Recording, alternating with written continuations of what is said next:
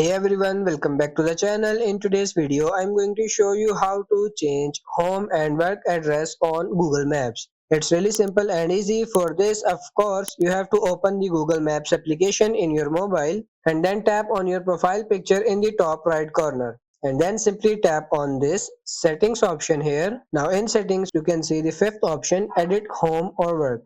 Tap on it and now you can see home and work. You can simply tap on this home and you can add or change your home address, and then if you go back, go to work, and the similar action you can add or change your work address here. You can use your current location for your home and for your work, and then you are good to go. And when it's done, tap on this save, tap on this done, and as you can see, my home address is set. So that's pretty much it for this video. I hope this video was helpful. If it is, like it and subscribe to the channel. Thank you.